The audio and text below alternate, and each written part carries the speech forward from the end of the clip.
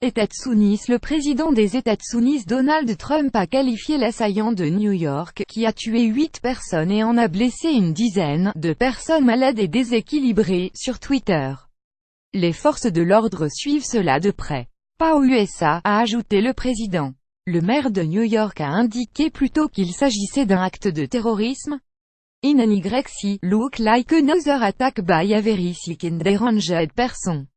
Law enforcement is following this closely. Not in the USA, Donald J. Trump @Real Donald Trump October 31, 2017. We must not allow ISIS to return or enter our country after defeating them in the Middle East and elsewhere. Enough, Donald J. Trump @Real Donald Trump October 31, 2017. Nous ne devons pas permettre à Daesh de revenir ou entrer dans notre pays après l'avoir vaincu au Moyen-Orient et ailleurs. Ça suffit, a continué le président américain, mes pensées, condoléances et prières vont aux victimes et à leurs familles.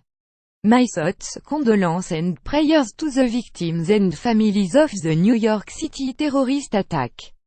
God and your country are with you. Donald J. Trump @Real Donald Trump October 31, 2017. Dans la foulée, Trump a indiqué mardi soir avoir ordonné un renforcement du programme de vérification des étrangers voulant entrer aux États-Unis. Je viens juste d'ordonner au ministère de la Sécurité intérieure de renforcer notre programme de vérification déjà extrême, a tweeté Trump.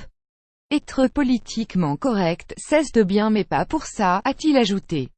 Les autorités n'ont pas identifié l'auteur de cet acte de terrorisme, sauf à dire qu'il a 29 ans, mais selon plusieurs médias, il s'agit d'un Ouzbek arrivé aux États-Unis en 2010.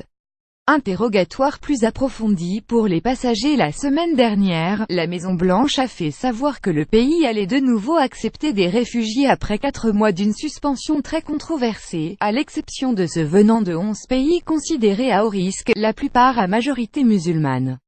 Selon des organisations s'occupant de réfugiés, il s'agirait de l'Égypte, l'Iran, l'Irak, la Libye, le Mali, la Corée du Nord, la Somalie, le Soudan du Sud, le Soudan, la Syrie et le Yémen. En dehors de ce décret migratoire qui a suscité de nombreuses controverses, les États-Unis demandent depuis la semaine dernière aux compagnies aériennes opérant des vols vers les États-Unis d'imposer des contrôles de sécurité plus stricts.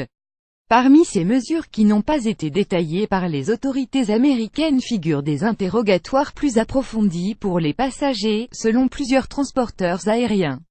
Selon les pompiers ce mardi, 11 personnes ont été blessées et hospitalisées, dans un état grave mais sans que le pronostic vital soit engagé.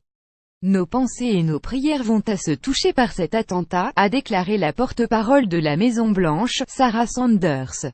J'exprime l'émotion et la solidarité de la France à New York et aux États-Unis. Notre combat pour la liberté nous unit plus que jamais, a écrit sur Twitter Emmanuel Macron. J'exprime l'émotion et la solidarité de la France à New York et aux États-Unis.